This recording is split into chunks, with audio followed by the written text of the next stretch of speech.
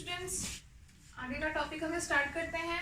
BSc first year mechanics की class है आपकी, जिसमें आपका अभी फर्स्ट यूनिट चल रहा है। ठीक है, मैकेनिक्स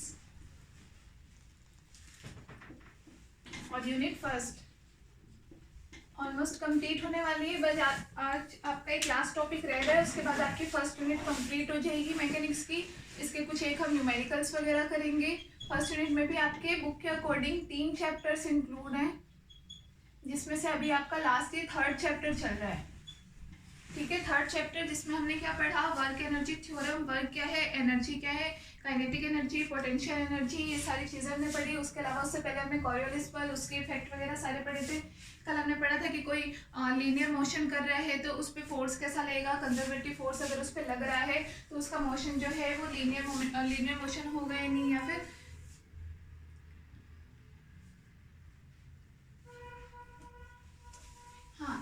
सॉरी इसके बारे में पढ़ा था। अब आज हमारा एक लास्ट टॉपिक रह रहा है, जिसमें हम क्या पढ़ेंगे, पोटेंशियल एनर्जी कर्व।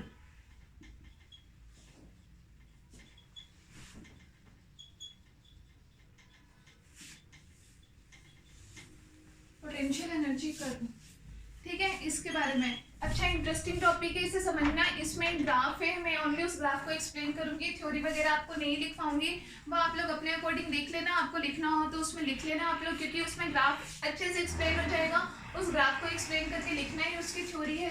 तो आपके एग्जाम में जितने मार्क्स का क्वेश्चन है उसके अकॉर्डिंग आप लोग कर लेना। बड़ा ही इंटरेस्टिंग सा टॉपिक है, बड़ा टॉपिक भी है और साथ में उतना ही इंपॉर्टेंट टॉपिक भी है। ठीक है, अभी के अकॉर्डिंग काफ़ी इंपॉर्टेंट है, और अभी नहीं आगे भी अगर आप लोग कहीं बाद में एमएससी एंट्रेंस वगैरह का एग्जाम देते हो, अगर कोई फिजिक्स में एमएससी एंट्रेंस वगैरह का एग्जाम दे रहा है या फिर कोई और एग्जाम दे रहा है, तो आपके कॉम्पिटिटिव एग्जाम्स में भी यहाँ पे पोटेंशियल एनर्जी कर्व से आपके क्वेश्चंस आते हैं, और अच्छे क्वेश्चन आते हैं, लॉजिकल क्वेश्चन आते हैं। ठीक है, इसलिए आप पूरा इस टॉपिक को अच्छे से समझना। इसमें कुछ भी समझ में नहीं आए, कुछ भी प्रॉब्लम हो तो आप मुझे कमेंट सेक्शन में मैसेज करके बता देना। ठीक है, मैसेज करके अपनी प्रॉब्लम बताना। मैसेज करके ये नहीं कि आपको पढ़ाने नहीं आता, मुझे तो बहुत अच्छे से पढ़ाने आता है और मैं मेरे लेवल पे पढ़ाऊंगी। तो अभी मैं इस टॉपिक को मैं अभी 10 मिनट में भी तुम्हारा कंप्लीट करवा दूंगी, लेकिन उसके बाद फिर नेक्स्ट डे से आपकी ये प्रॉब्लम शुरू हो जाती है कि मैम समझ में नहीं आ रहा है, एक्सप्लेन करके पढ़ाओ। यहाँ हम हिंदी मीडियम स्टूडेंट है, ठीक है ना, तो मुझे तो इंग्लिश में हिंदी में कैसे ही बच्चे हो, मुझे अच्छे से पढ़ाने आता है। पहले खुद अपना लेवल ऊपर करो और खुद पढ़ने का तरीका देखो, उसके बाद में किसी को कहना। खैर, सबसे पहले पोटेंशियल एनर्जी कर्व हेडिंग डालो, या स्थिति ऊर्जा वक्र।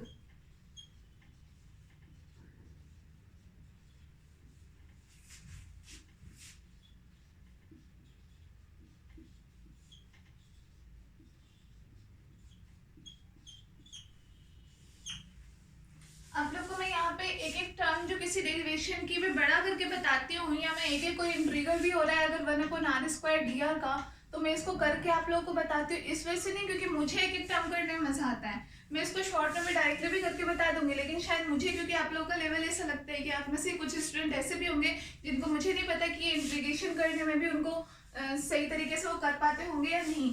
इस वजह से मैं आपको एक एक टर्म एक्सप्लेन करके करवा देती हूँ।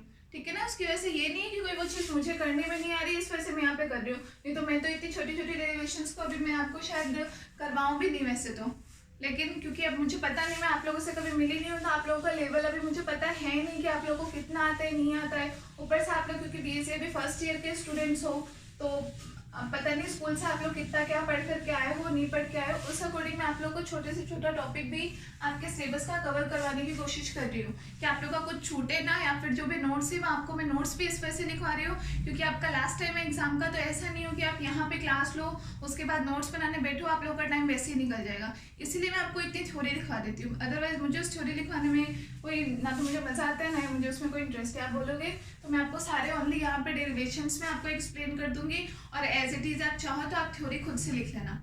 ठीक है, तो मैं अभी आप लोगों को ऐसे ही करवाऊंगी। अगर हाँ किसी को स्पेशली कोई बोले कि हाँ नहीं मैम थ्योरी इसमें करवाओ, तो वो मुझे कमेंट सेक्शन में मैसेज करके बता देना। तो सबसे पहले हम बात करते हैं यहाँ पे स्थितिज ऊर्जा वक्र। तो देखो, टोटल एनर्जी हम जानते हैं E बराबर क्या होती है, kinetic energy plus potential energy. ठीक है, अब इसमें से हमने कल भी पढ़ा था कि जब हमारी काइनेटिक एनर्जी जब मैक्सिमम होती है, अधिकतम होती है हमारी गतिज ऊर्जा, तो पोटेंशियल एनर्जी का मान कितना होता है, शून्य होता है। इसलिए हमारी कुल एनर्जी ई बराबर किसके, काइनेटिक एनर्जी के बराबर हो जाती है। ये अवस्था हमने कब पढ़ी थी, जब हमारी पोटेंशियल एनर्जी का मान शून्य होता है उस अवस्था में। यहाँ हम ये बोले जब हमारी गतिज ऊर्जा अधिकतम हो जाती है उस अवस्था में, ठीक है। ये काइनेटिक एनर्जी थी।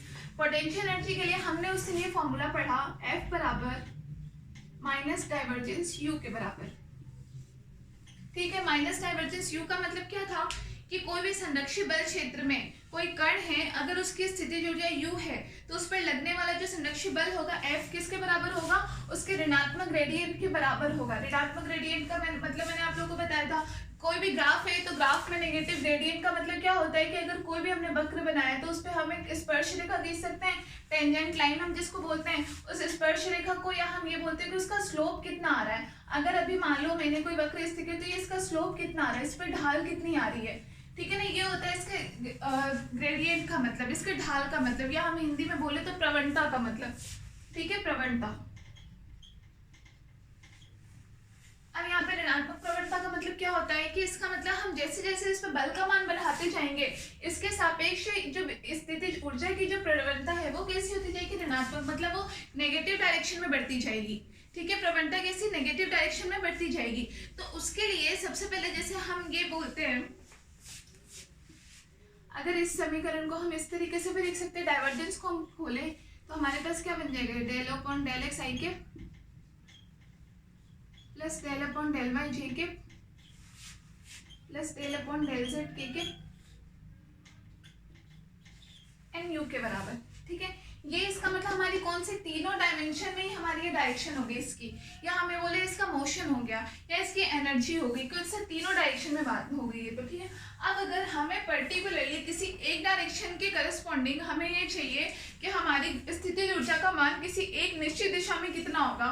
अब जैसे मान लो मैं यहाँ से सिर्फ x दिशा ले लूँ कि इस x दिशा में मुझे इस स्थितिज ऊर्जा का मान चाहिए होगा, कितना होगा, तो मैं इसको पढ़ने के लिए एक क्या हुआ, एक ग्राफ होता है स्थितिज ऊर्जा का, उस वक्र की सहायता ली गई, क्या कि ताकि ये वक्र की सहायता भी क्यों ली गई कि ताकि आपको बड़ी बड़ी जो मैथमेटिकल कैलकुलेशंस है उनसे आपको बचना चाहिए, उससे आप बच सको, ठीक है। क्यों, क्योंकि अगर आप ये कोई ग्राफ मान लो, हमने कोई भी यहाँ पे हमने पोटेंशियल एनर्जी और अगर हमने एक्स डायरेक्शन में ये ग्राफ बनाया है तो ताकि हम जो कण है उसकी माध्य स्थिति क्या है या उसकी साम्यावस्था की स्थितियाँ क्या है वो सब हम सीधे कहाँ से बता सके, ग्राफ से बता सके। अदरवाइज अगर आप कैलकुलेशंस में पढ़ोगे तो आपको बहुत बड़ी बड़ी कैलकुलेशंस करनी पड़ेगी, ठीक है।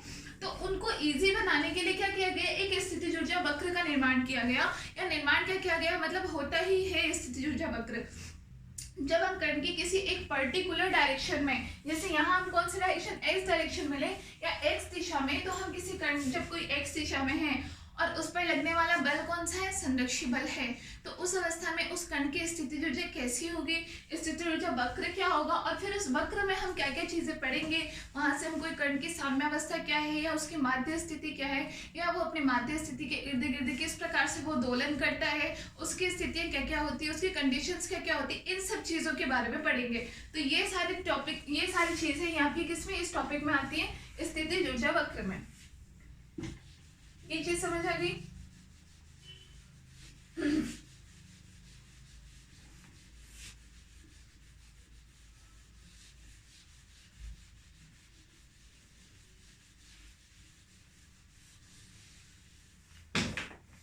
अब देखो, तो हमने जैसे बात की संरक्षी बल F बराबर हमने लिखा माइनस ग्रेडियंट U के बराबर, इसको हमने ये लिख दिया minus del U upon del x i के माइनस, या माइनस अगर हम बाहर कॉमन कर लेते हैं तो plus del u upon del y j के plus del u upon del z के।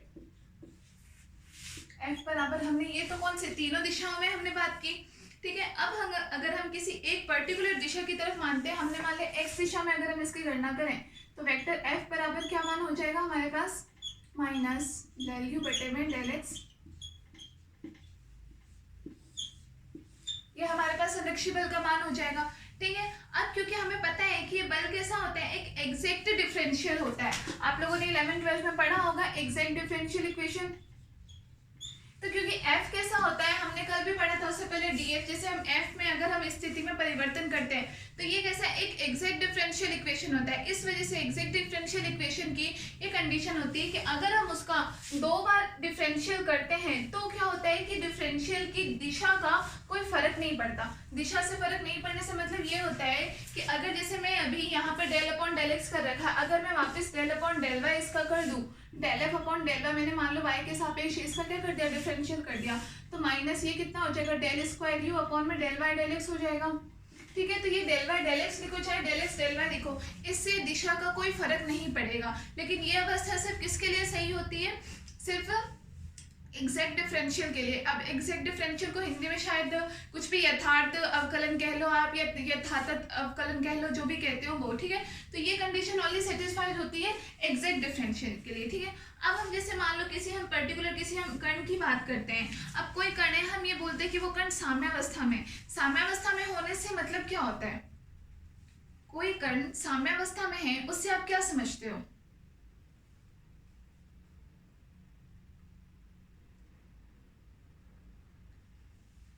कोई भी कण आप ये बोलो कि ये कण है, मैंने मान लो ये कण बता दिया, मैंने बोला कि ये कण साम्यावस्था में है या नहीं है, तो इससे आप लोग क्या समझ सकते हो, इसका मतलब ये होता है कि इस पर जो लगने वाला, आपको पता है कोई कण है तो ऐसा तो है नहीं हवा में फ्री तो लटका हुआ होता नहीं है, किसी न किसी प्रकार का उस पर बल लगता ही है। ठीक है, अब उस पर जो लगने वाला जो नेट फोर्स होता है, कुल मान लो कुछ कोई बल इस दिशा में लग रहा हो, कोई बल इस दिशा में लग रहा हो, कोई ऊपर की तरफ, कितने भी प्रकार के बल, लेकिन इस पर लगने वाला जो कुल बल हो, कुल बल जो F हो, F बराबर कितना हो, 0 हो, यह अवस्था होती है साम्य अवस्था की है। यहां से हम ये कह सकते हैं कि माइनस du बटे dx बराबर 0 कह सकते हो आप, du बटे dx बराबर 0 कह सकते हो, या फिर हम इसको माइनस का यहाँ पे वैसे भी कोई मतलब नहीं है तो du बटे dx बराबर 0 लिख सकते हैं हम। या इसका मतलब क्या हुआ कि स्थिति ऊर्जा में परिवर्तन की दर कितनी, वो 0 के बराबर होगी, स्थिति ऊर्जा में परिवर्तन की दर 0 के बराबर होगी। इसका मतलब हम क्या कह सकते हैं, u बराबर नियत होगा, u बराबर नियत किस अवस्था के लिए, उसके माध्य स्थिति के लिए या उसके साम्यावस्था की स्थिति के लिए। तो ये बहुत ही इंपॉर्टेंट कंडीशन होती है। साम्यावस्था की स्थिति का मतलब क्या होता है कि उस पर लगने वाला जो कुल बल है या जो नेट फोर्स जिसकी हम बात करते हैं साम्यावस्था की स्थिति में, वो कैसा होना चाहिए, 0 होना चाहिए। ठीक है, तो ये जो कण की स्थितिज ऊर्जा की स्थिति के साथ में परिवर्तन जो होता है, कण का स्थितिज ऊर्जा और उसकी स्थिति में क्या परिवर्तन हो रहा है, इन दोनों के मध्य में एक वक्र खींचा जाता है, उस वक्र को ही हम क्या बोलते हैं, स्थितिज ऊर्जा वक्र बोलते हैं। कि उसकी स्थितिज ऊर्जा है और कण की स्थिति कैसे कैसे चेंज हो रही है, उसके सापेक्ष वक्र किस किस प्रकार से बदलता है, उस वक्र की क्या स्टडी करनी है, उसमें कण माध्य अवस्था में है या नहीं, कैसे पता लगाना है, उस पर क्या क्या कंडीशंस लग रही है, क्या क्या प्रतिबंध है, यही सब चीजें हमारी किस में आती है, स्थितिज ऊर्जा वक्र में। ठीक है, समझ में आ गई इतनी चीज।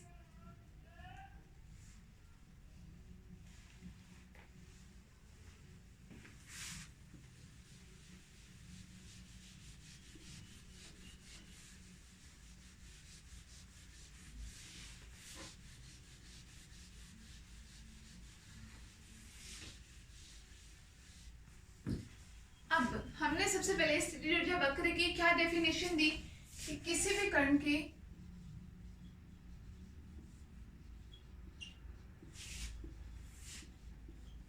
स्थितिज ऊर्जा में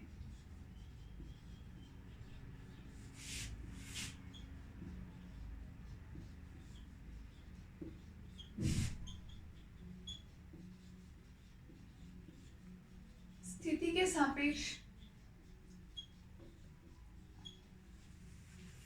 परिवर्तन की दर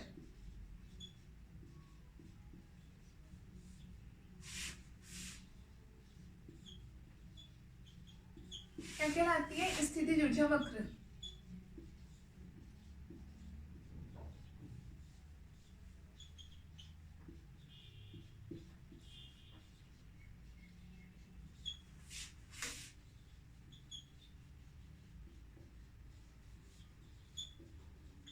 मतलब वो दर कहलाती है, इससे मतलब कि हम इन दोनों के बीच के संबंध का ही अध्ययन करते हैं स्थितिज ऊर्जा वक्र में, कि इन दोनों के मध्य में दर्शाने वाला जो एक वक्र होता है, स्थिति के साथ परिवर्तन, परिवर्तन की दर बोलो या परिवर्तन दर्शाने वाला वक्र समझ लो इसको, कि इन दोनों के बीच में क्या परिवर्तन हो रहा है ये दर्शाने वाला वक्र। दर्शाने वाला वक्र स्थितिज ऊर्जा वक्र कहलाता है, ये आप मान सकते हो। ठीक है, कोई कण है उसके स्थितिज ऊर्जा, अब ये जो पूरा वक्र है ये डिपेंड इसका मतलब किस पे करेगा कि उस पूरे वक्र में कि वो कण कहाँ पर स्थित है, क्योंकि उस कण की स्थिति पर ही निर्भर करेगा। फिर उस कण की स्थिति क्या है उसके हिसाब से उसकी स्थितिज ऊर्जा भी बदलती जाएगी। ठीक है, अब जैसे मान लो ये मैंने इन दोनों के बीच में वक्र बनाया, स्थितिज ऊर्जा मैंने मान ली ux, और इधर यहाँ पे मैंने स्थिति x दिशा के सापेक्ष मैंने माना कि वो कण गति कर रहा है, तो उसके सापेक्ष में मैंने उसका वक्र कैसा मान लिया, कुछ ऐसा।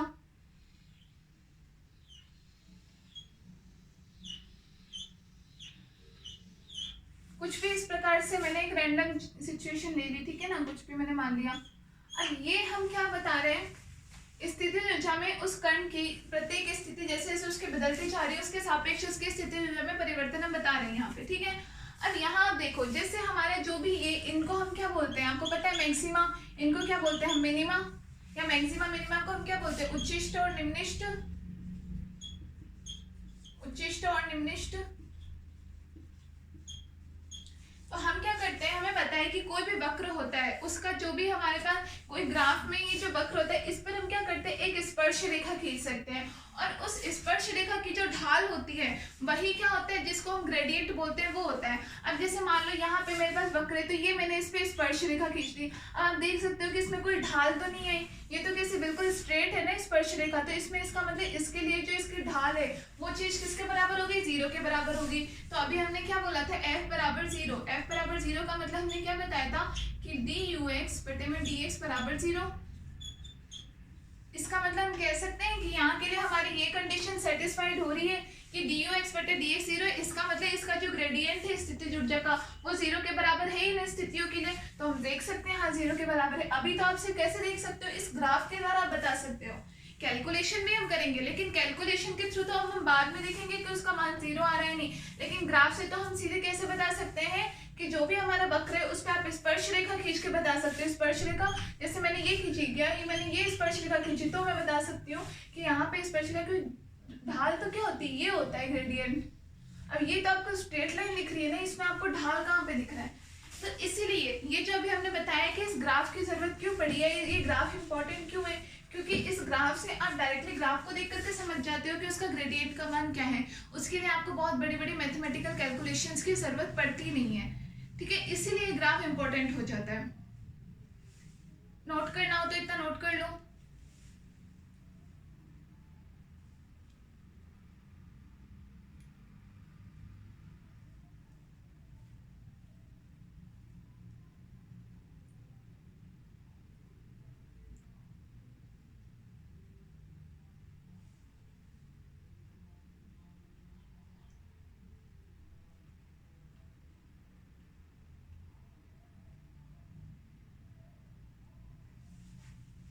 ठीक है, तो इस ग्राफ में हमने क्या चीजें बताई कि इस ग्राफ में जो हमने dux बटे में dx बराबर 0 बताया, इसका मतलब इसका ग्रेडियंट क्या है 0 के बराबर है, इसका मतलब इसमें ढाल नहीं है, या फिर हम इस कंडीशन को क्या बोल सकते हैं, इसके साम्य अवस्था में स्थिति ऊर्जा कह सकते हैं, जिसको हम क्या बोलते हैं इक्विलिब्रियम पोटेंशियल।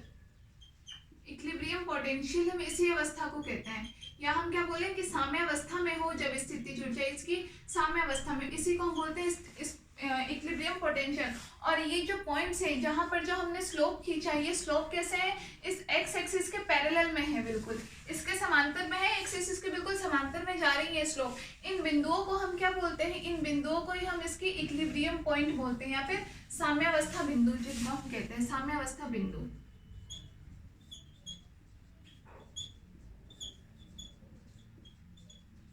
साम्यावस्था बिंदु या फिर इक्विलिब्रियम पॉइंट हम जिनको कहते हैं। ठीक है, क्योंकि यहाँ पे हम क्या होते हैं कि कौन से, अगर आप डेफिनेशन लिखना चाहो तो लिख लो कि स्थितिज ऊर्जा तथा स्थिति में दर्शाने वाले वक्र, स्थिति में के अंदर परिवर्तन दर्शाने वाले वक्र में जिस कंडीशन के लिए dux बटे dx बराबर 0 होता है, इनको तो हम क्या बोलते हैं, ये स्थितिज ऊर्जा में साम्यता या इक्विलिब्रियम पोटेंशियल कहलाते हैं। तथा वे बिंदु जिन पर खींचे जाने वाली स्पर्श रेखा x अक्ष के बिल्कुल समानांतर होती है, पैरेलल होती है, वे बिंदु क्या कहलाते हैं, इसकी स्थितिज ऊर्जा बिंदु या साम्यावस्था बिंदु कहलाते हैं। माध्य बिंदु या फिर साम्यावस्था बिंदु, इक्विलिब्रियम पॉइंट्स कहलाते हैं। समझ में आ गया? तो इसका मतलब हम क्या कह सकते हैं, दैट इज कि इक्विलिब्रियम पॉइंट पर हम ये कह सकते हैं कि इसका मतलब स्लोप कैसा होगा, हमारा जीरो होगा। या हम ये बोलें कि किसी साम्यावस्था बिंदुओं पर जो हमारी प्रवणता है, इसका मतलब प्रवणता कैसी होगी, जीरो होगी। हमारे पास जो इस ग्राफ का जो हमारे पास निचोड़ निकला, वो हमारे पास क्या निकला कि हमने सबसे पहले बल की परिभाषा, संरक्षी बल की परिभाषा से हमने प्रवणता का मान निकाला था। हमने साम्यावस्था बिंदु किनको बोला या माध्य बिंदु किनको बोला, जिनके लिए ये कंडीशन सेटिस्फाइड होती हो। हमने अभी बोला कि साम्यावस्था से मतलब क्या होता है, किसी बिंदु की साम्यावस्था वह अवस्था होती है जिस पर उस पर लगने वाला जो नेट फोर्स होता है, कुल जो बल उस पर कार्य कर रहे हैं किसी भी दिशा में, लेकिन कुल बल का मान शून्य हो, कुल बल का मान शून्य, F बराबर 0, यहाँ से हमें ये कंडीशन मिली। इसका मतलब क्या है कि उसकी प्रवणता शून्य हो। प्रवणता हमें शून्य कहाँ पे मिल रही है, इन बिंदुओं पर मिल रही है, और इन बिंदु को हम क्या बोल रहे हैं, माध्य बिंदु कह रहे हैं। इसका मतलब हम ये कह सकते हैं कि माध्य बिंदु वो बिंदु होते हैं जहाँ पर प्रवणता जो है, वक्र की प्रवणता कैसी होती है, शून्य होती है। समझ आ गया?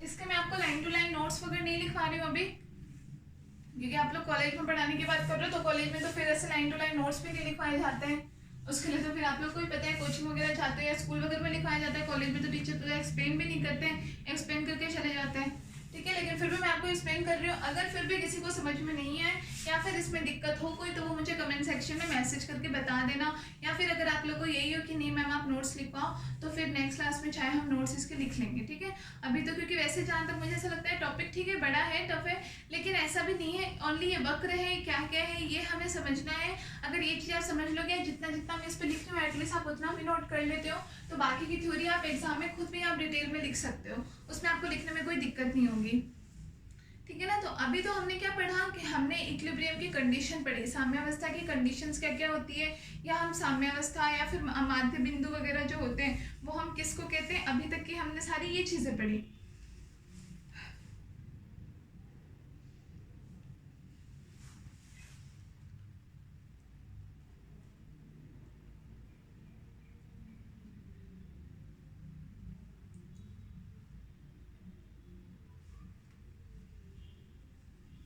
अब देखो यहाँ जैसे हमने साम्यावस्था की बात की, तो साम्यावस्था के लिए हमने मेन चीज क्या बोला इसमें कि जो भी ux और x के मध्य में जो हमने वक्र बताया है कि इनमें कोई भी अगर कण जो है, किसी कण की गति जो हम इसमें बता रहे हैं, उस कण पर लगने वाला कुल कार्यकारी बल कैसा हो, शून्य के बराबर हो। कार्यकारी बल शून्य होने से ही मतलब समझ में आ गया कि उसकी प्रवणता भी शून्य होनी चाहिए, ठीक है। और प्रवणता शून्य होने का मतलब समझ में आ गया कि उस पर जो हम स्पर्श रेखा खींचे वो कैसी हो, इसका मतलब एक्स अक्ष के बिल्कुल पैरेलल में हो, एक्स अक्ष के बिल्कुल कैसे समानांतर में हो।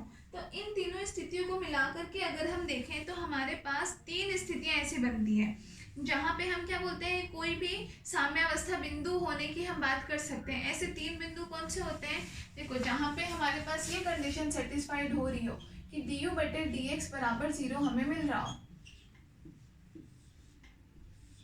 ऐसे तीन पॉइंट हमें मिलते हैं, तीन क्षेत्र मिलते हैं। पहला तो कहाँ मिलता है, या तो वक्र के किसी भी उच्चिष्ट पर,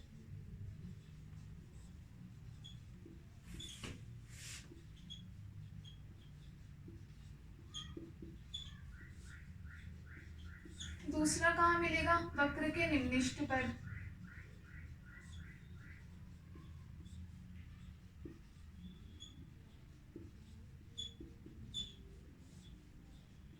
और तीसरा फिर हमें कहाँ मिलेगा, तीसरी वो अवस्था जहां पर जो हमारा u है, स्थिति ऊर्जा वो कैसी हो, नियत हो। तो जहां स्थिति ऊर्जा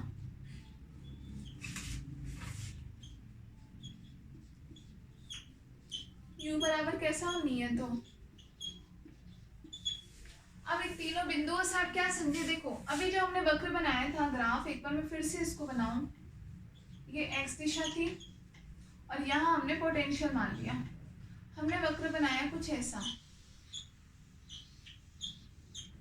कुछ भी हमने मान लिया, क्या हमने खींचे स्पर्श रेखा। अब मैंने आपको बताया था ये पॉइंट इसके क्या होते हैं, उच्चिष्ट होते हैं, मैक्सिमा,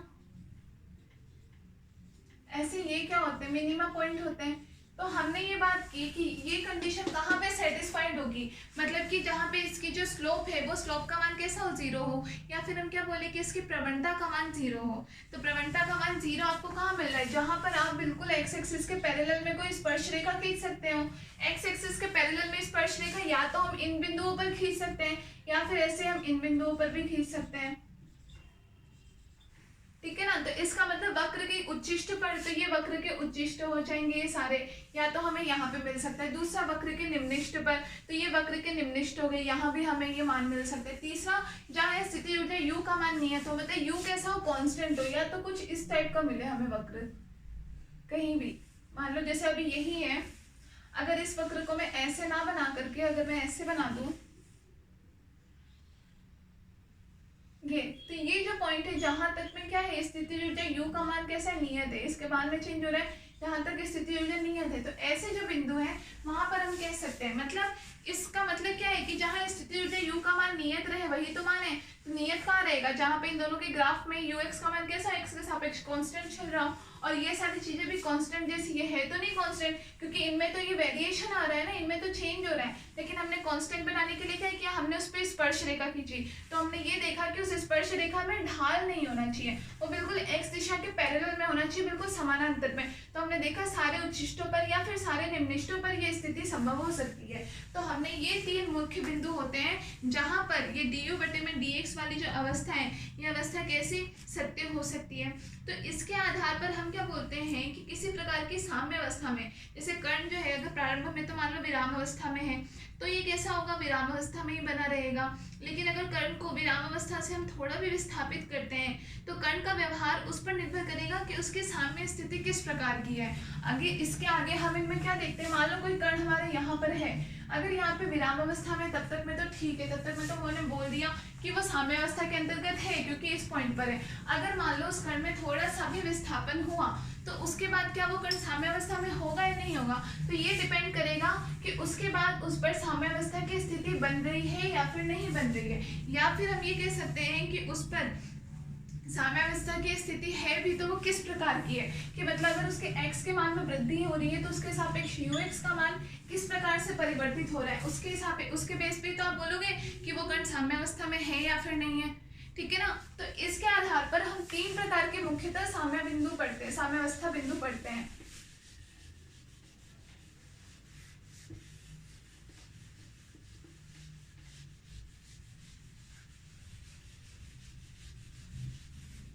इसके आधार पर हम क्या तीन प्रकार के साम्यावस्था बिंदु पढ़ते हैं। कौन से, या तो स्थायी साम्यावस्था बिंदु होते हैं, एक अस्थायी साम्यावस्था बिंदु होते हैं, या फिर उदासीन साम्यावस्था बिंदु होते हैं।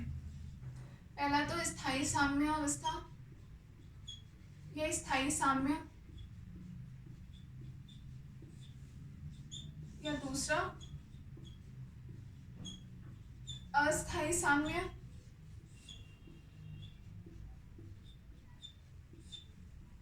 या तीसरा उदासीन। उदासीन से हमारा मतलब वही है जहां पे हमने क्या u का मान नियत हो, तो उदासीन बिंदु।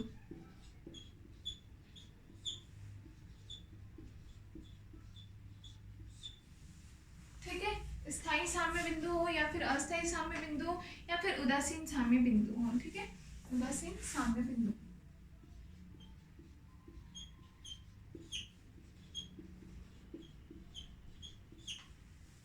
अब इन तीनों बिंदुओं से आप क्या समझे, स्थायी साम्य, अस्थायी साम्य, या इनके सापेक्ष कर्ण की स्थिति में क्या परिवर्तन होगा, इन चीज़ों के बारे में हम आगे डिस्कस करेंगे, ठीक है ना। तो सबसे पहले जैसे हम इसके बारे में बात करते हैं, स्थायी साम्य बिंदु के बारे में हम सबसे पहले बात करते हैं। स्थायी साम्य बिंदु क्या होते हैं।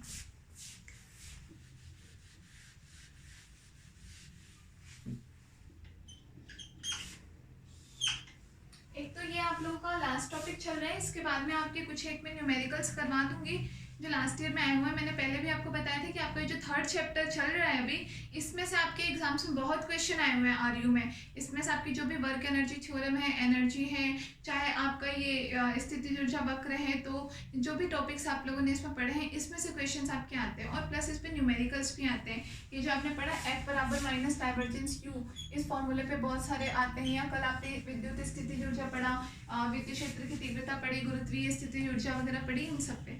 तो इसलिए कुछ एक न्यूमेरिकल्स हम कर लेंगे, लेकिन कल आपका ये यूनिट जो है ये कंप्लीट हो जाएगा। तो अगर आप लोगों को इस यूनिट से रिलेटेड कोई ऐसी प्रॉब्लम हो, कोई क्वेश्चन जो आप लोगों ने किया हो, नहीं हो पाया हो आपसे, या फिर इसमें कोई ऐसा टॉपिक हो जो आप लोगों को थोड़ा बहुत कुछ भी समझ में नहीं आया हो, ऐसा कुछ भी हो, तो वो मुझे आप लोग कमेंट सेक्शन में मैसेज करके बता देना, ठीक है। तो अपन उस टॉपिक को एक बार वापस डिस्कस कर लेंगे। फिर आप आगे जाने के बाद बोलोगे कि मैम फर्स्ट यूनिट में वो टॉपिक समझ में नहीं आया, तो वहाँ फिर अपने को वापस करने में थोड़ी दिक्कत होगी। अभी आप लोग बताओगे तो अभी अपन वापस से ले लेंगे उस टॉपिक को, ठीक है ना।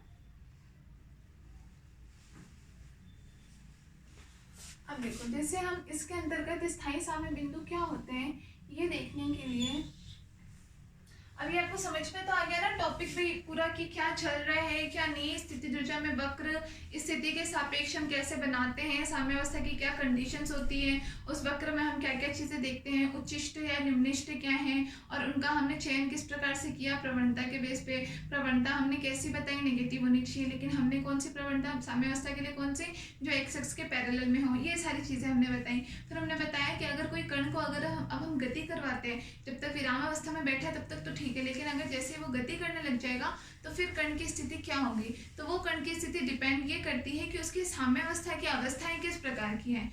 तो वो साम्यावस्था अवस्थाओं को पता करने के लिए हमने उसको 3 बिंदुओं में बांटा, स्थायी साम्यावस्था के बिंदु हो या अस्थायी साम्यावस्था बिंदु हो, ठीक है, या फिर एक उदासीन साम्यावस्था के बिंदु भी होते हैं, ठीक है। तो उसी में हम ये अभी पहला पढ़ रहे हैं हमारा स्थायी साम्यावस्था के बिंदु। जैसे मान लो हमने यहाँ पे तो स्थिति ऊर्जा हमारी है ux मान लिया, और यहाँ पे हमारी स्थिति x अक्ष के सापेक्ष हमने ले ली x दिशा में, इसका मतलब हमारा जो कण है वो गति कर रहा है। अब जैसे मान लो हमने ये माना कि इसमें ग्राफ आया हमारा कुछ इस प्रकार का, इस तरीके से आगे बढ़ता जाएगा ये, ठीक है, ux और x के मध्य में अपने पास अब ये ग्राफ आ गया। अब हम यहाँ पे क्या करते हैं, जैसे हम इनको अलग अलग पॉइंट्स को नाम दे देते हैं, A, B, C, D, E,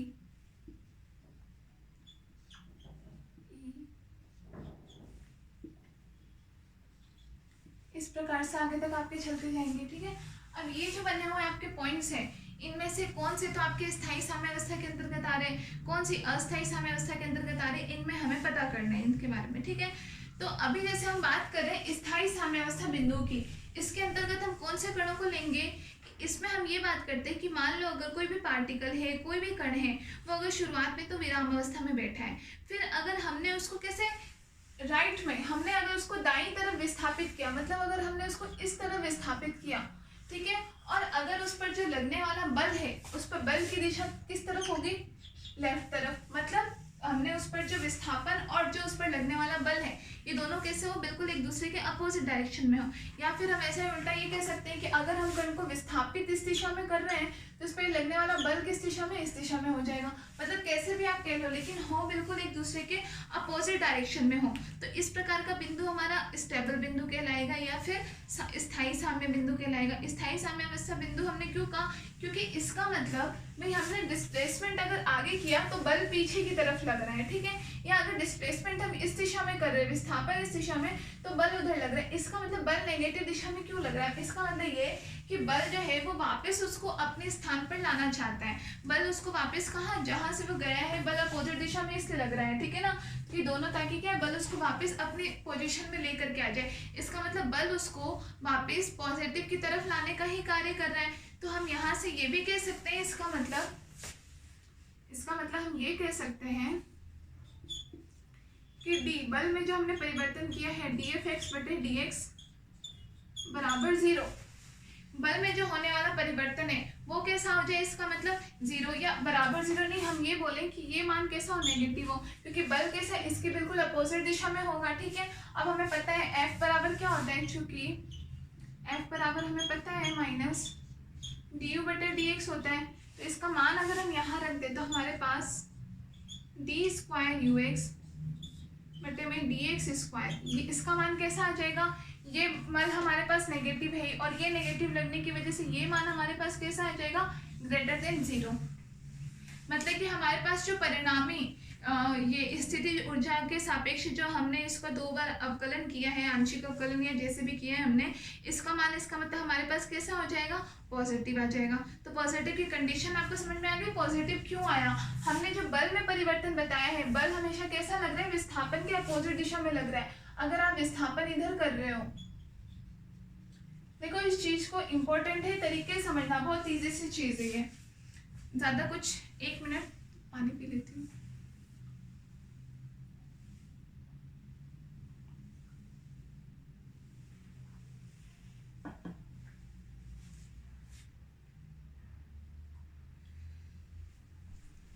ठीक है ना।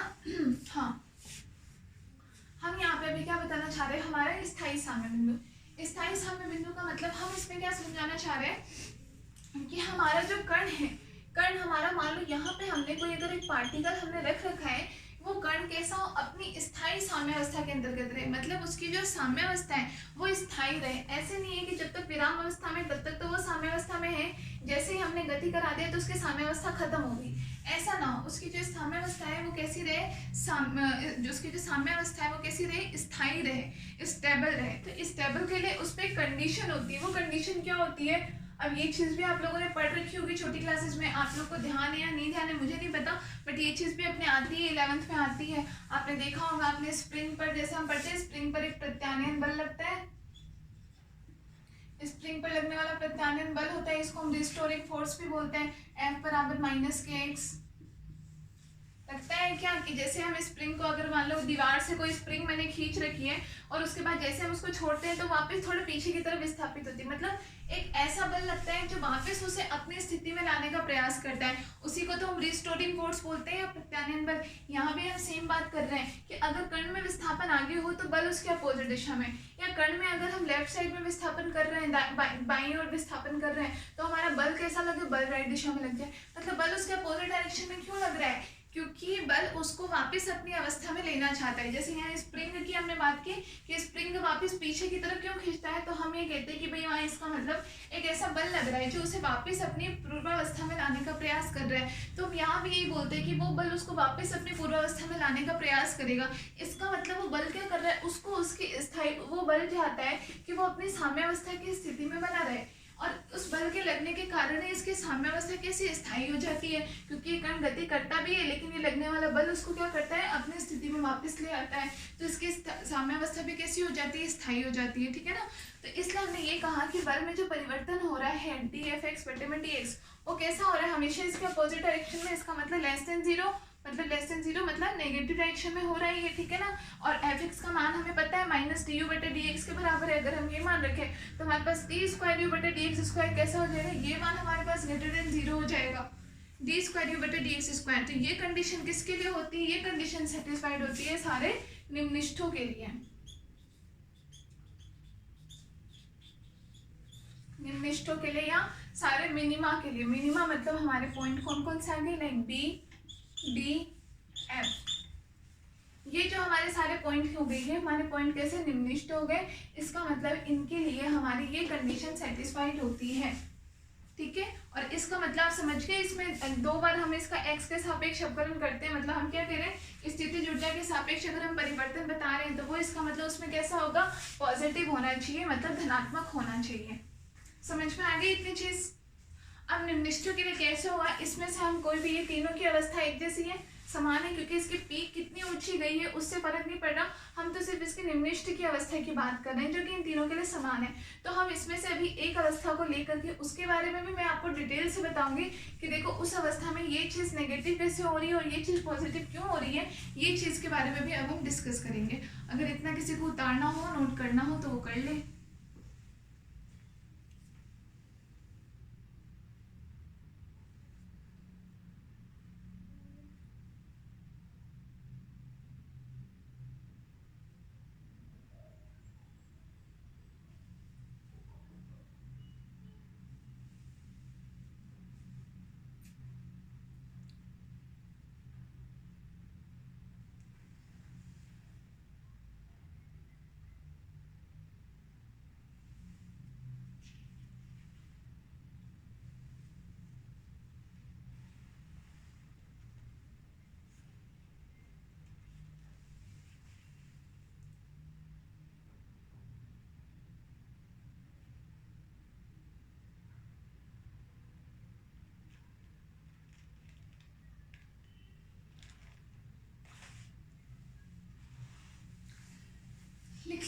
अब देखो जैसे इसमें से अभी आपको ये छोटा छोटा दिख रहा है, अब हम इसमें से एक चीज को ही हम स्पेशली बनाते हैं बड़ा, इसको हम बिल्कुल पास से देखते हैं और तब हम उसमें अंदर समझते हैं कि ये डी एफ एक्स बटे डी एक्स लेस देन 0 क्यों आ रहा है और इसकी वजह से ये चीज पॉजिटिव कैसे आ रही है, इसको हम समझते हैं। ठीक है,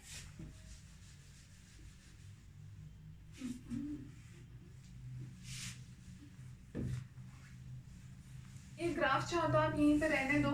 देखो जैसे हम इसमें से कोई सही, मान लो ये जो बी वाला वक्र है, ये वक्र हमने ले लिया है, ये कैसा बना हुआ है, इस टाइप का बना हुआ है। आप सिर्फ इतने एरिया को देखो पास से, ये जो इतना एरिया हमने बताया है, ये इतना एरिया क्या इस टाइप का ही बना हुआ है, कुछ इस प्रकार से बी।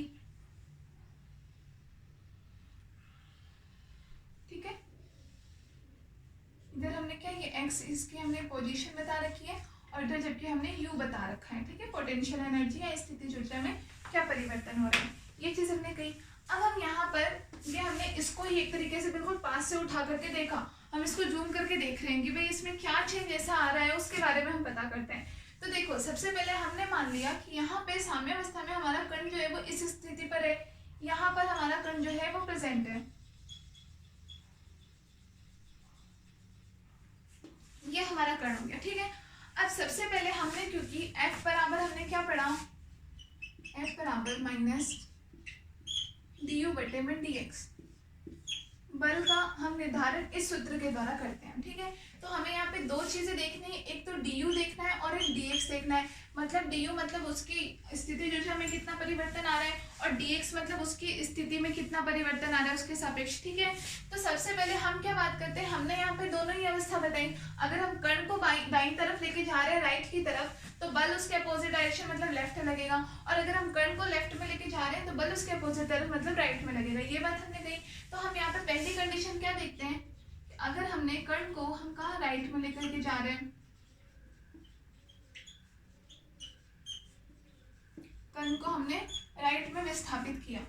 ठीक है, राइट में विस्थापित होने का मतलब कि हमने कण जो है यहाँ से आगे, मान लो हमने कोई इतना इसमें dx विस्थापन कर दिया, तो dx विस्थापन किस दिशा में हुआ, प्लस x की दिशा में हुआ।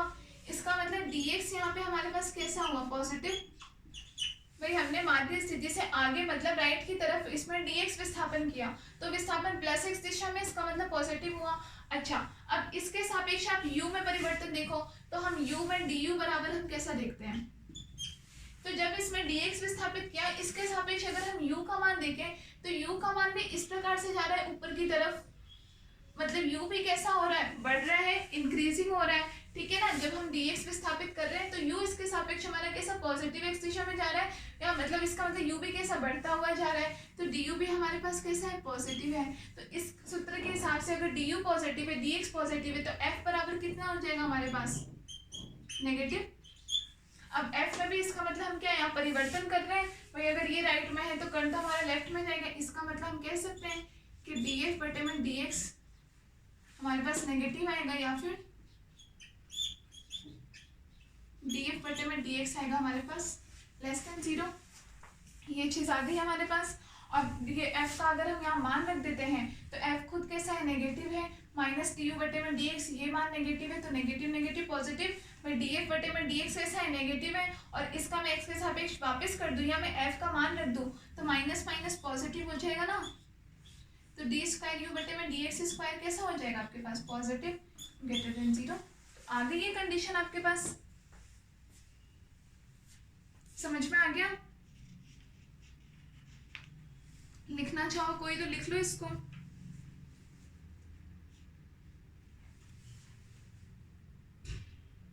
df बटे में dx आपके पास नेगेटिव कैसे आ गया, समझ में आ गया। भाई इसको अगर मान लो, अगर हम बल ही मान लेते हैं, हमने बोला कि ये बल है, देखो एक बार फिर से देख लो, कण को हमने, कण में डिस्प्लेसमेंट, dx क्या है, डिस्प्लेसमेंट है, विस्थापन है, ठीक है ना, मतलब स्थिति में परिवर्तन, और ऐसे du क्या है, आपकी स्थिति ऊर्जा में परिवर्तन बता रहा है, स्थिति ऊर्जा में परिवर्तन कितना आ रहा है वो बता रहा है। तो हमने ये जब कण को अगर हमने राइट तरफ विस्थापित किया है तो स्थिति ऊर्जा भी उसके सापेक्ष कैसे ऊपर की तरफ जा रहा है, हमारा वक्र जो यहाँ से आप देखो ऊपर की तरफ ही तो जा रहा है, इसका मतलब स्थिति ऊर्जा तो कैसे ऊपर की तरफ बढ़ी तो रही है, ये है u, तो स्थिति ऊर्जा ऊपर की तरफ बढ़ती हुई है, इसका मतलब ये भी पॉजिटिव है। तो f का मान माइनस डी यू बटे डी एक्स, ये दोनों पॉजिटिव पॉजिटिव, मतलब एफ बराबर तो नेगेटिव आ जाएगा हमारे पास।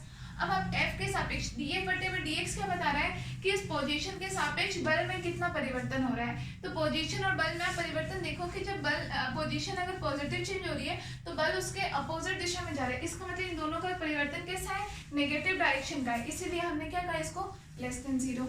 इस तरीके से समझ लो आप। समझ में आ गई कंडीशन। अब यही सेम कंडीशन हम क्या इधर लेफ्ट साइड के लिए भी पढ़ेंगे। तो इसको अगर आपने लिख लिया हो तो देखो हम लेफ्ट साइड में अगर पढ़ेंगे ये कंडीशन,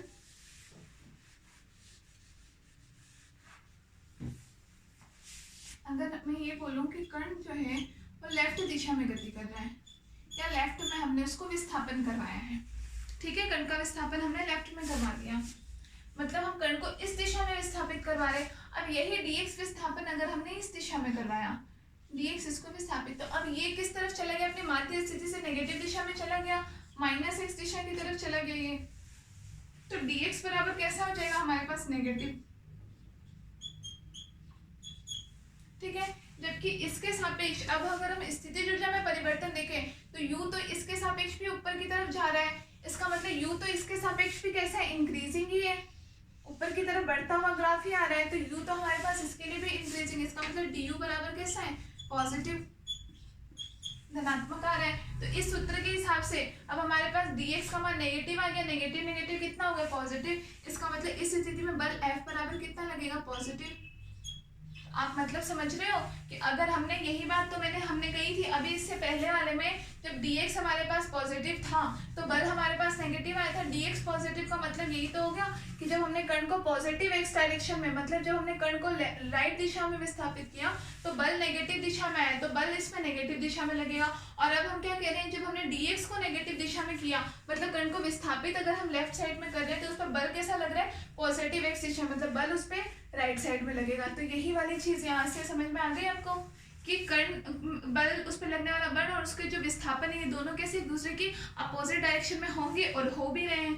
तो पहले तो हमने ये बात कैसा ग्राफ के थ्रू बोला था सिर्फ, अब हमने उसको मैथमेटिकली भी प्रूव कर दिया कि हाँ ऐसा हो रहा है कि अगर हम विस्थापन और बल एक दूसरे के अपोजिट आ रहे हैं, विस्थापन और नेगेटिव दिशा में मतलब नेगेटिव एक्स दिशा में, या हम ये बोले कि लेफ्ट दिशा में लगा रहे हैं, तो इसके सापेक्ष हमारे पास बल कैसा आ रहा है, बल हमारे पास पॉजिटिव दिशा में आ रहा है। और ऐसे अगर हम ये बोलें कि इसमें सॉरी ये नहीं, इससे पिछले वाला जो हमने किया था उसमें हमारे पास इसमें विस्थापन कैसा आया था, पॉजिटिव आया था, तो उसके सापेक्ष बल हमारे पास कैसा आया था, मतलब विस्थापन अगर हम लेफ्ट में राइट में कर रहे हैं तो बल हमारे पास कैसा लेफ्ट डायरेक्शन में लग रहा है, ठीक है। अब यहाँ से हमारे पास क्योंकि F बराबर कैसा आ गया, पॉजिटिव आ गया, तो यहाँ से भी आप बल में और dx इन दोनों में अगर आप परिवर्तन देखो, df में dx के सापेक्ष परिवर्तन देखो तो यहाँ भी वही हो रहा है कि दोनों कैसे एक दूसरे के अपोजिट है, नेगेटिव में मतलब ये मान लेस देन जीरो, और इसका मतलब आपके पास डी स्क्वायर यू बटे में dx स्क्वायर अभी भी कैसा है, greater than zero, D square u बटे में dx स्क्वायर आपके पास कैसा आएगा, ग्रेटर देन जीरो। तो समझ में आ गया। तो इसका मतलब ये जो कंडीशन है, ये जो कंडीशन हमने बताई ये आपकी दोनों अवस्था के लिए सेम रहेगी, चाहे आप कण को राइट दिशा में विस्थापित कर रहे हो तो चाहे लेफ्ट दिशा में विस्थापित कर रहे हो, तो ये चीज आपकी सेम आएगी। और दोनों कंडीशन कौन कौन सी होगी वो हमने बता दी, कण को हम लेफ्ट में विस्थापित कर रहे हैं तो राइट में विस्थापित कर रहे हैं तो f का मान कहाँ से हुआ, du बटे dx से, और इसके सापेक्ष हमारे पास ये मान कैसे कैसे है ये हमने बता दिया। समझ में आ गया। तो हमने ओनली क्या है ऐसे, ये हमने एक बस ये मान लो कि हमने हमारे बी वाले पार्ट को, ये जो बी है इसी को मैंने एक तरीके से जूम करके बताया कि पास से आप इसको देखो तो ये है एक्चुअली में, ये कैसा है, एक पैराबोला है, इस पैराबोला या परवलय जिसको हम कहते हैं परवलय है, और इस परवलय में कण की स्थिति कैसी है, उसके बिल्कुल बीचों बीच माध्य स्थिति पर है, इधर जाता है वो तो क्या परिवर्तन होता है, इधर कण जा रहा है तो क्या परिवर्तन हो रहा है वही। तो यही स्थिति सेम क्या होगी हमारे डी के लिए या एफ के लिए, ठीक है। तो इसलिए ये स्थिति हमने माध्य स्थिति किसके लिए बताई, सारे निम्निष्ठों के लिए, जितने भी हमारे निम्निष्ठ हैं इनके लिए। लिख लिया।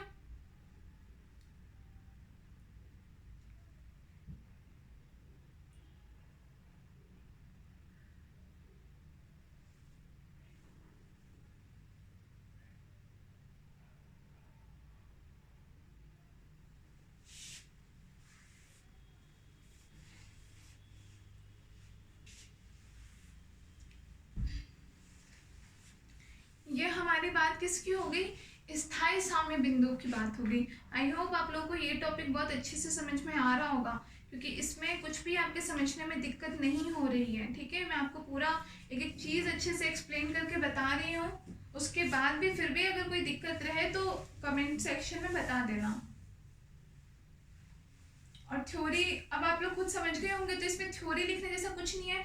बस जो चीज़ें हमने लिखी है इसी को आप इस तरीके से लिख लो कि हाँ साम्यावस्था में ये है, यहाँ कोई कण की स्थिति में परिवर्तन की बात कर रहे हैं, उसकी स्थिति जो क्या हो जाएगी, एक्स दिशा में कण गति कर रहा है तो बल किस दिशा में लगेगा, ये सब साथ में थ्योरी लिख देना। बाकी पूरी मैथमेटिकली आपकी ये चीज़ें प्रूफ हो ही रही है। ठीक है ना, मेन चीज़ ध्यान रखो कि ग्राफ आपको समझ में आना चाहिए, प्रूफ करना आपको समझ में आना चाहिए कि चीज़ क्या कह रहा है, स्थिति ऊर्जा वक्र में हम क्या चीज़ तो पता करना चाह रहे हैं और वो हम पता कर कैसे सकते हैं, ये चीज़ इस पे मेन ध्यान रखो, ये समझ में आना चाहिए। इसमें कुछ दिक्कत हो तो वो बोलना।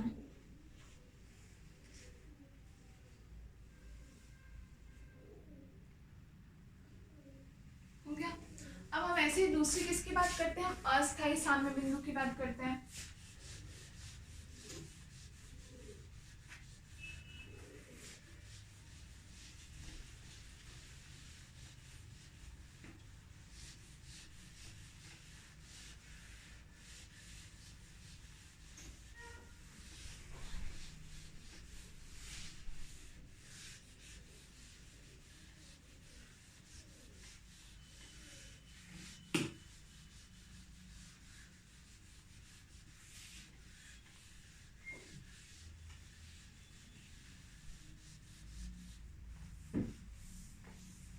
दूसरा देखो आप, अस्थायी साम्य बिंदु।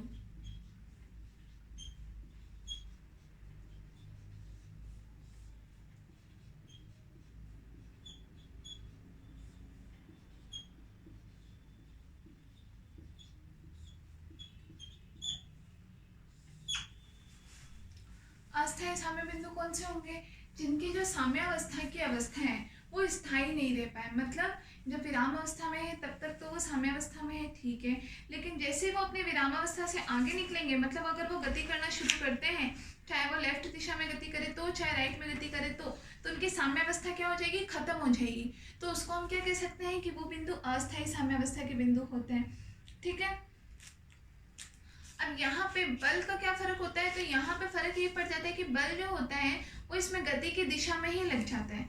बल अपोजिट दिशा में लग रहा है तब तो वो उसके स्थायित्व को क्या कर देगा, उसके साम्यावस्था को स्थायी कर देगा। लेकिन जब बल उसी की दिशा में लगने लग जाएगा तो बल क्या करेगा, उसको उसके साम्यावस्था से और ज़्यादा दूर लेकर के जाएगा। ठीक है ना, उसकी साम्यावस्था को एक तरीके से हम ये बोल दें कि वो खत्म करने का प्रयास करेगा उसकी साम्यावस्था को। ठीक है, जैसे कि मान लो अभी जो हमने ग्राफ पढ़ा था, हम उसी ग्राफ की अगर हम फिर से बात करें, सही में मैं बता देती हूँ, आप लोग बार बार मत बनाना, एक बार ही बना के पहले स्थायी साम्य बिंदु, अस्थायी साम्य बिंदु, उदासीन बिंदु इस तरीके से बता देना। ठीक है, कुछ भी इस तरीके से। तो हमने क्या लिखा, जैसे ये ए बी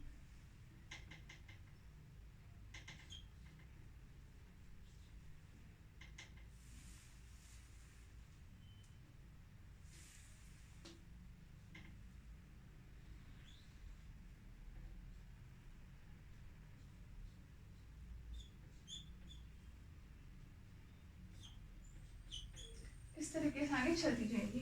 तो हमने इसके सारे निम्निष्ठों की बात तो कर ली। निम्निष्ठ जिनका नाम से ही क्लियर है, जिनका मान सबसे निम्न होता है, सबसे निम्न पे तो आपके पीक सी वाली आ रही है, बी सी या फिर ये एफ, सॉरी बी डी और एफ वगैरह इस टाइप के पॉइंट आ गए।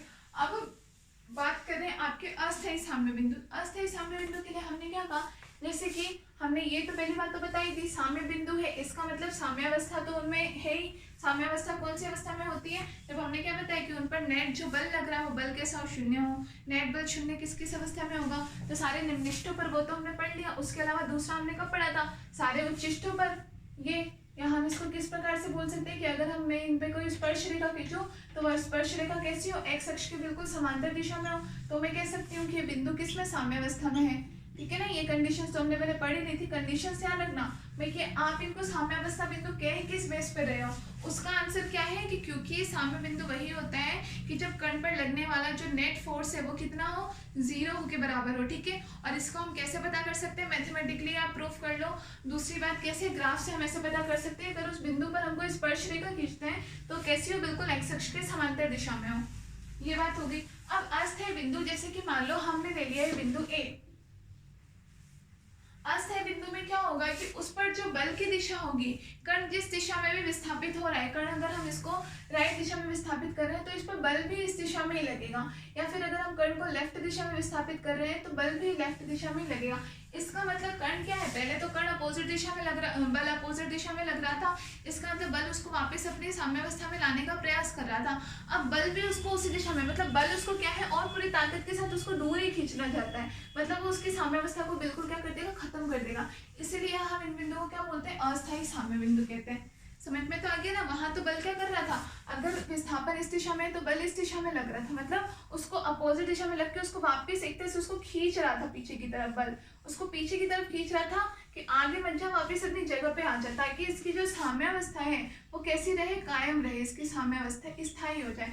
जबकि अब क्या करेगा, अब अगर ये इस दिशा में है तो बल इस दिशा में और इसको दूर खींचने पर ही जोर लगाएगा कि और दूर लेकर के जाएगा इसको, तो इसकी साम्यावस्था की कायम नहीं रह पाएगी और कैसी अस्थायी हो जाएगी। ठीक है, पहली बात तो ये हो गई। तो हमने क्योंकि पढ़ा था सेम वही चीज, एफ बराबर क्या पढ़ा, माइनस डी यू बटे में डी एक्स। तो यहाँ पे अगर हम बल की बात करें कि बल में परिवर्तन कैसा हो रहा है, डी एफ बटे में डी एक्स, तो यहाँ पे बल में परिवर्तन कैसा होगा, इसका मतलब उसके साथ की दिशा में, मतलब कि कैसा, पॉजिटिव होगा, धनात्मक होगा। बल धनात्मक होने का मतलब क्या है, अगर मैं यहाँ बल का मान रख दूं डी बटे में D x minus D you बटे डी एक्स, तो यहाँ से डी स्क्वायर यू बटे डी एक्स स्क्वायर बराबर हमें क्या मिल जाएगा, नेगेटिव मिल जाएगा। इसका मतलब ये मान कैसा हो जाएगा, लेस देन 0। ठीक है, अब पिछले वाली कंडीशन की जस्ट उल्टी कंडीशन आ गई कि जब बल में स्थिति के साथ परिवर्तन कैसा है, पॉजिटिव हो रहा है, उस दिशा में अगर हम बात करें कि उस पर जो ये स्थितिज ऊर्जा में परिवर्तन है तो वो परिवर्तन कैसा हो जाएगा, ऋणात्मक हो जाएगा, कम की तरफ चला जाएगा। अब ऐसे सारे पॉइंट हमारे कौन कौन से हैं, जैसे कि हमारा ए है, सी है, ई है, या फिर आगे कोई जी है, ये सारे पॉइंट्स हमारे कैसे हो जाएंगे, अस्थायी साम्यावस्था के बिंदु, ए सी ई एंड जी, ये एग्जाम्पल हो गए इसके, अस्थायी साम्यावस्था के बिंदु हो गए। इतनी बात समझ में आ गई किस प्रकार से, क्योंकि यहाँ पे पॉजिटिव कैसे हुआ बल में परिवर्तन, क्योंकि जिस दिशा में कण का विस्थापन है उसी दिशा में बल भी लग रहे हैं, इसका मतलब इसमें स्थिति के साथ परिवर्तन कैसा है, पॉजिटिव है, धनात्मक ही होगा, और ये धनात्मक होने की वजह से इसका डबल डेरिवेटिव कितना हो गया, नेगेटिव हो जाएगा, इसका मतलब इसकी साम्यावस्था ऋणात्मक हो जाएगी, मतलब कैसे, अस्थायी हो जाएगी। इतनी बात समझ में आ गई। अब यहाँ पे भी ऐसे हम किसी एक पॉइंट को पर्टिकुलर हम कैसे जूम करके देखते हैं कि उसमें क्या परिवर्तन हो रहा है, हमने ये बात कैसे कह दी। तो देखो, जैसे मान लो मैं ए बिंदु की ही बात करती हूँ, तो ए बिंदु कुछ ऐसा दिख रहा है आपको, अगर हम इसी को बढ़ा करके देखें तो ए बिंदु कुछ ऐसा है। ठीक है, ये हमारा वक्र है, ये हमारा ए बिंदु, इसके इधर भी कुछ इस प्रकार का है ग्राफ, और इधर भी जो वक्र है वो सेम है। यहाँ पोटेंशियल एनर्जी है U, और जबकि यहाँ स्थिति में परिवर्तन है x। ठीक है, ये बात हो गई। हमने मान लिया हमारा जो भी कण है वो इस जगह पर है, अभी जब विराम अवस्था में तब कण कैसा, साम्यावस्था में भी होगा। ठीक है, तो यहाँ के लिए F बराबर क्योंकि होता है माइनस डी यू बटे डी एक्स।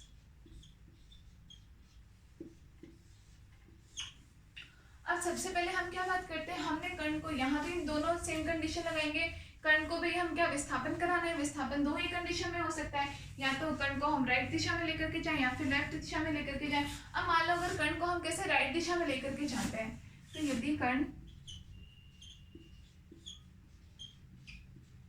दाईं ओर विस्थापित होता है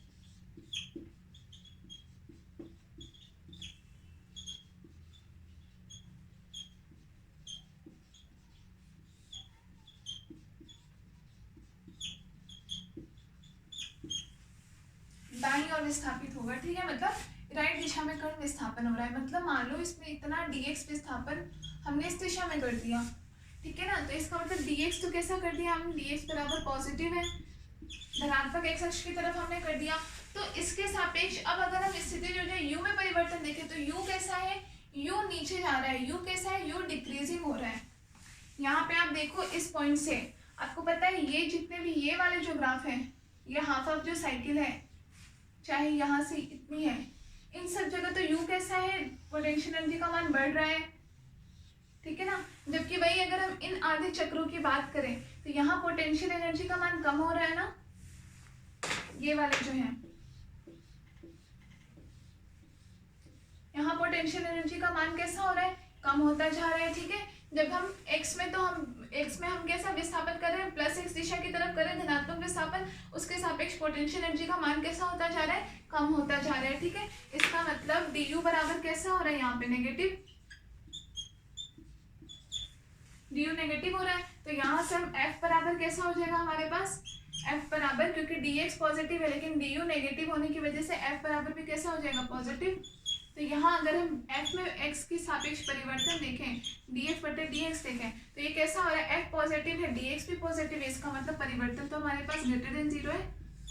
अब ये चीज अपने आप निकल करके आ गई ना, क्या कि अगर बल हमने किस दिशा में, विस्थापन किस दिशा में किया है, पॉजिटिव x अक्ष की तरफ, मतलब राइट दिशा में लगा रहे हैं, तो हमारे पास बल भी कैसा लग रहा है, पॉजिटिव तरफ, ठीक है। तो अभी जो बात मतलब हमने बोली थी वही चीज हम मैथमेटिकली प्रूफ भी कर रहे हैं। इस चीज पे आप ध्यान देना, जो बात हमने पहले बोली आप पहले सोचोगे कि नहीं मैम यहाँ पे ऐसा क्यों हो रहा है। पहले तो आपने बोला था कि कर्ण अगर इस दिशा में लग रहा है तो बल इस दिशा में लग रहा है, अगर कर्ण हम लेफ्ट में लेके जा रहे हैं तो बल राइट में लग रहा है। अब आप कह रहे हो कि नहीं, अगर इस कंडीशन में क्या होगा कि बल आप राइट में लेके जा रहे हो तो सॉरी कर्ण राइट में लेके जा रहे हो तो उस पर बल भी राइट में लग रहा है, ऐसा क्यों हो रहा है। तो ऐसा मैं नहीं कह रही, ऐसा यहाँ से प्रूफ हो रहा है, ऐसा ये ग्राफ कहता है, स्थिति ऊर्जा के बीच में जो वक्र आता है ये ग्राफ कहता है। इस ग्राफ को ही हमने ये एक्सप्लेन किया है कि ऐसा होता है, और इसी के बेस पे ये जो अलग अलग प्रकार की जो इनकी कैरेक्टरिस्टिक्स आ रही है, इसके बेस पर ही हमने इनको दो बिंदुओं में अलग अलग बांटा है कि स्थायी साम्य बिंदु कौन से और अस्थायी साम्य के बिंदु कौन से हैं। तो अस्थायी साम्य के बिंदु की ये प्रॉपर्टी होती है कि इसमें अगर हमने dx को प्लस x दिशा में विस्थापित किया है तो उसके सापेक्ष जो बल है F है वो भी कैसा हो रहा है, प्लस x दिशा में ही आ रहा है, पॉजिटिव ही आ रहा है। इसका मतलब इसमें बल में x के सापेक्ष परिवर्तन भी ग्रेटर देन 0 है। तो यहाँ से d स्क्वायर u बटे dx स्क्वायर कैसा हो जाएगा, नेगेटिव, लेस देन 0।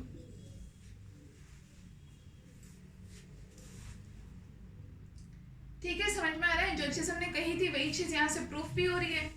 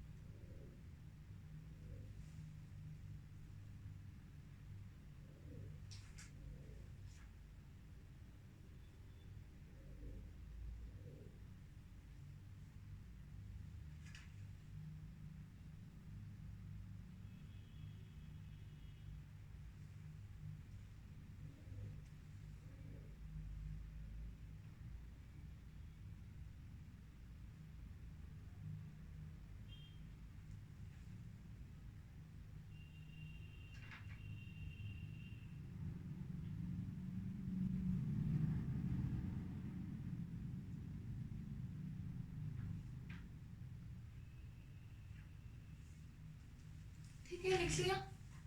अब यही कंडीशन हम सेम दूसरी तरफ पढ़ी थी जब कर्ण की तरफ बाईं ओर विस्थापित हो रहा हूं।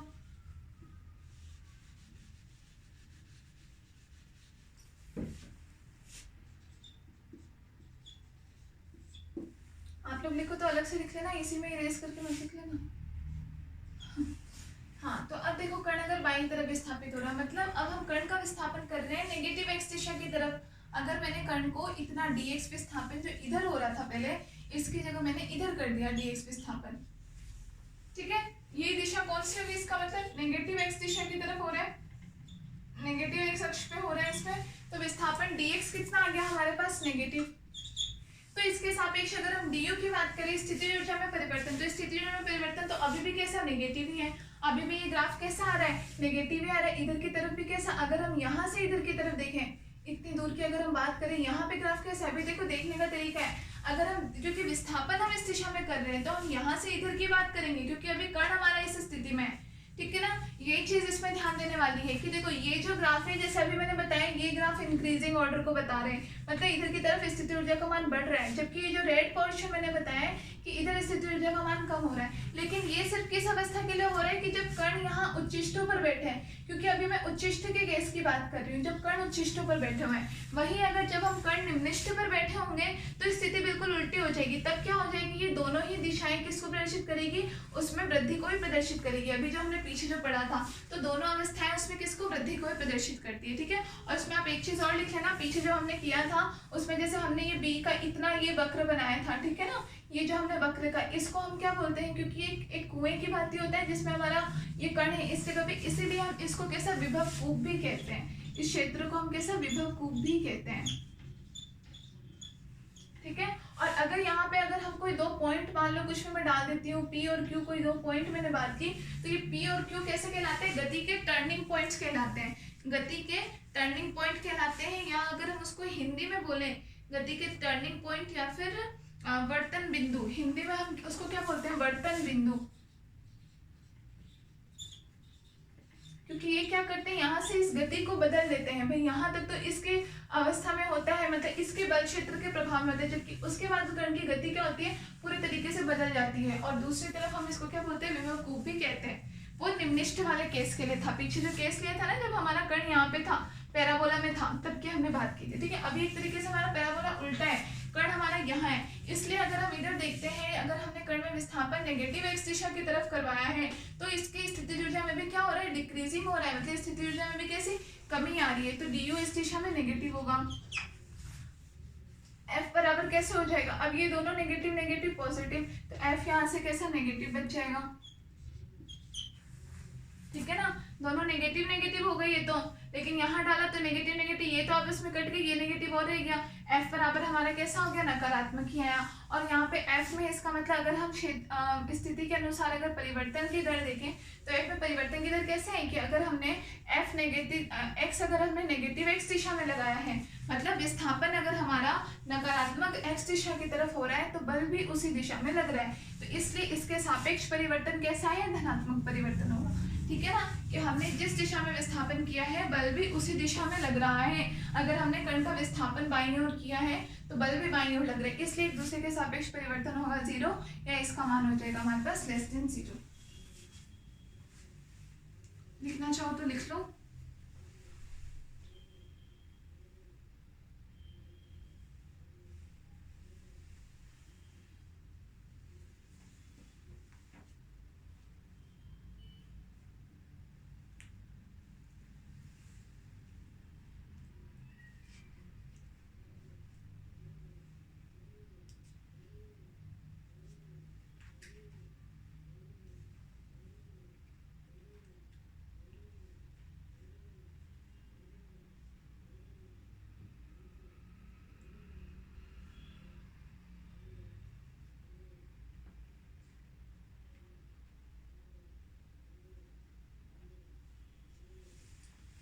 ठीक है, लिख लिया। ये हमारी दूसरी अस्थायी साम्य बिंदु हो गई, समझ में आ गई ये भी। अब हमारा एक और बिंदु, इसमें क्या पढ़ते हैं हम,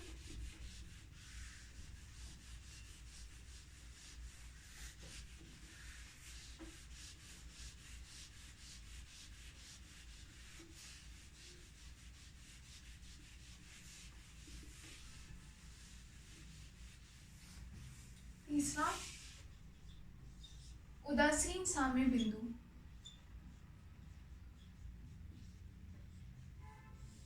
उदासीन साम्य बिंदु,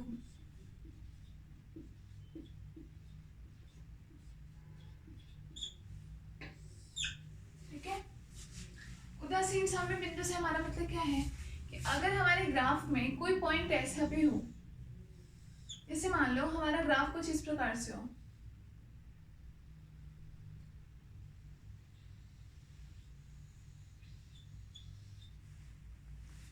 ग्राफ हमारा कुछ इस प्रकार से हो गया, ठीक है। यहाँ हमारा यही ये स्थिति ऊर्जा में परिवर्तन है U स्थिति ऊर्जा, और यहाँ पे हमारी पोजीशन x दिशा में ही है। यहाँ भी हमारे पास उच्चिष्ट और निम्निष्ठ है, A है, ये B है, ऐसे ये C है, चाहे ये D है,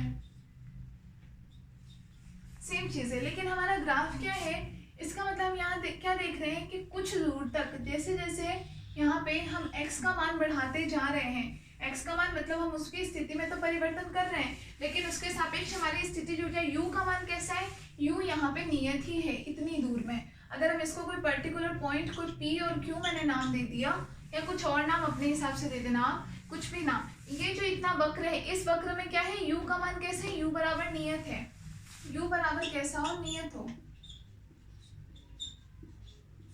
इसका मतलब f बराबर हम जो पढ़ते हैं माइनस डी यू बटे में डी एक्स।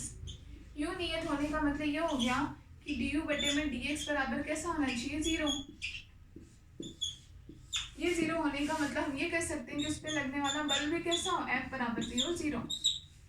तो ये बिंदु कैसे कहलाएंगे, उदासीन साम्य बिंदु कहलाते हैं। तो उदासीन साम्य बिंदु हमारे कौन से, वही बिंदु होते हैं कि जहां पर हम एक तरीके से ये बोल दें कि वहां पर वक्र का जो ढाल है वो ढाल कैसा हो, शून्य हो। यहाँ पे कुछ भी स्लोप है ही नहीं, वक्र का ढाल कैसा है, हमारा शून्य है। इस पर अगर मैं कोई टेंजेंट खींचू भी स्पर्श रेखा, वो बिल्कुल एक्स दिशा के पैरेलल होगी, एक्स दिशा के इसके खुद के पैरेलल होगी, बिल्कुल समानांतर, क्योंकि ये बिल्कुल ऐसा प्लेन है। यू मतलब इस कंडीशन में नियत है। तो ऐसे बिंदु, या हम ये कह सकते हैं कि उस पर लगने वाले बल का मान कैसा हो, शून्य हो, तो वो बिंदु क्या कहलाते हैं, उदासीन साम्य बिंदु कहलाते हैं। और हमने बल का मान शून्य कैसा होगा वो प्रूफ कर भी दिया। यू नियत होने का मतलब ही यहाँ पे क्या है कि डी यू बटे डी एक्स की बात करें, मतलब यू में परिवर्तन कैसा हो, 0 हो, और यू में परिवर्तन ही तो स्लोप को प्रदर्शित करता है, प्रवणता। तो हमने यही बात तो बोली है कि वह क्षेत्र जहाँ पर क्या, उस बिंदु पर उसकी जो प्रवणता है वो कैसी, शून्य हो। तो प्रवणता शून्य है, यहाँ हम कह सकते हैं कि इस पर लगने वाला बल शून्य हो, तो वो बिंदु क्या कहलाते हैं, उदासीन साम्य बिंदु कहलाते हैं। ठीक है। दूसरी चीज हम इसमें ये देखते हैं, अगर हम इसमें कोई विस्थापन करें भी, इसके माध्य स्थिति के सापेक्ष अगर हम इसमें कोई विस्थापन करते भी हैं, तो उस विस्थापन के दौरान भी u हमारा कैसा रहे, u नियत ही रहेगा, u हमारा नियत ही रहेगा। इसका मतलब है हमारा du बटे dx जो है वो 0 ही रहेगा। इसका मतलब उस पर लगने वाला बल भी कैसा, नियत ही रहेगा। इसका मतलब उदासीन बिंदु कैसा, उदासीन ही रहेगा। आप उसको चाहे उसके माध्य स्थिति के इर्द गिर्द आप गति करा भी दो, या इसको भी अगर हम जूम करके देखें तो ये कुछ ऐसी कंडीशन नहीं है। अब इस पे मान लो कण यहाँ रखा हुआ है,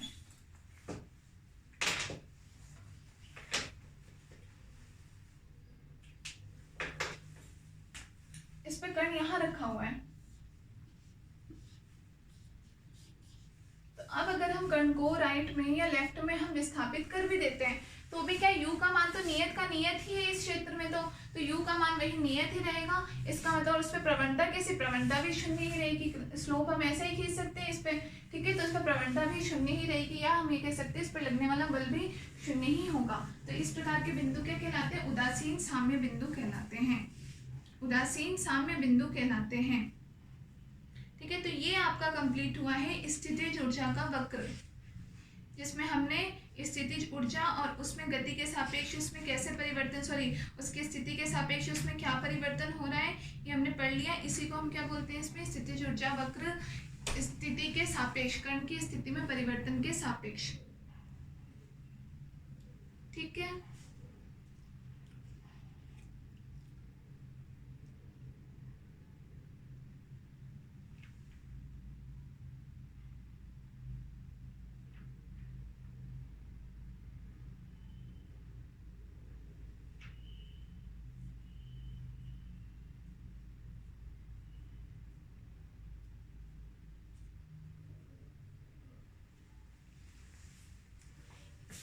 तो आप ये तीनों पॉइंट, इन तीनों पॉइंट को आप डिस्क्राइब करके लिख ही सकते हो थ्योरी बना के।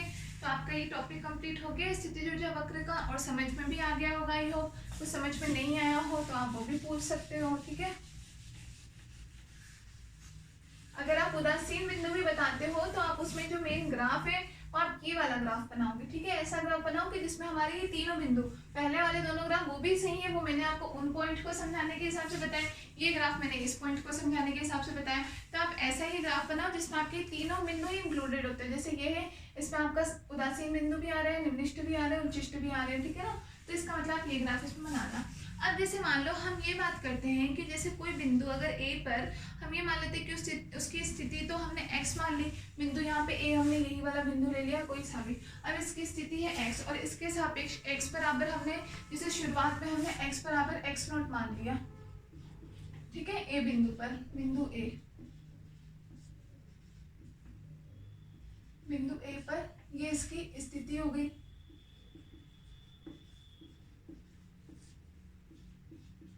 स्थिति x पर यहाँ पर कोई भी हमने x नॉट स्थिति ले ली, ठीक है। और इस पर लगने वाला जो स्थिति ऊर्जा u बराबर कैसे यू एक्स रहेगी। इस पर स्थिति ऊर्जा की बात करें,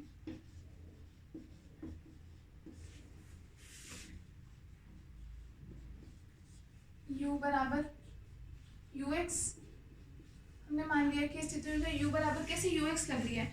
तो अगर हम इस पर हम बात करना चाहें, अगर हम इसका विस्तार करें तो टेलर सीरीज से हम इसका विस्तार कर सकते हैं। टेलर थ्योरम आप सबने सुनी होगी, टेलर सीरीज बोलते हैं हम इसको, या टेलर थ्योरम वगैरह कुछ भी बोलो। तो इसके सापेक्ष अगर हम विस्तार करें तो हम ये देखना चाहते हैं कि जो परिणामी बल है वो बल हमें कैसा मिलता है, ठीक है, या फिर उस बल की प्रकृति क्या होती है। तो इसके सापेक्ष अगर हम इस u का अगर हम टेलर सीरीज के सापेक्ष विस्तार करें तो देखो, टेलर विस्तार करने पर